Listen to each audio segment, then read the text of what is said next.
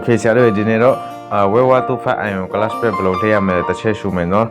ကျွန်တော်ဒီမှာဆိုလို့စစ် boost အတူအရင်ထည့်မယ်ပြီးလို့ရှိရင်ကျွန်တော် boost အရှင်ထည့်မယ် boost ဆိုတာနှစ်ခုပါတယ်နော်ပြီးလို့ရှိရင်ကျွန်တော်တို့က housing care ထည့်မယ်ဝါရှန်ပြထည့်မယ်ထည့်ပြီးလို့ရှိရင်ကျွန်တော်တို့ကလပ် housing ကတော့အတိထည့်ထားလိုက်တယ် original ထည့်မယ်နော်ဒီမှာတစ်ချက်ရှုလိုက်အဟောင်းကြလို့ဒီမှာစားသွားပြီနော်ဒီမှာအတိကတော့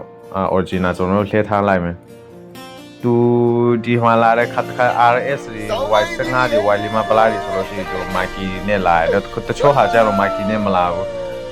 ပြီးလို့ရှိရင်ကျွန်တော်ဟောင်းရှိကိုထည့်ပြီးမှကျွန်တော်ကလပ်ပြတွေဆိုမယ်ကလပ်ပြကျတော့ကျွန်တော်အဟောင်းပဲပြန်တုပ်လိုက်တယ်ဘာလို့လဲဆိုတော့ကျွန်တော်တို့ဒီကလပ်ပြလှည့်ထားတာမကြသေးဘူးဆိုတော့လေနော်ကျွန်တော်အဟောင်းပဲပြန်တုပ်လိုက်တယ်ပြီးလို့ရှိရင်ကျွန်တော်တို့spray တွေထည့်မယ် spray ကကျွန်တော်တို့spray အတိထည့်ထားလိုက် spray နည်းနည်းမာလေးဟာအတိတွေက3ခုအဟောင်း3ခုလို့ထည့်လိုက်တယ်နော်အဲ့လိုထည့်ပုံထည့်နေရတယ်လို့ပါပဲ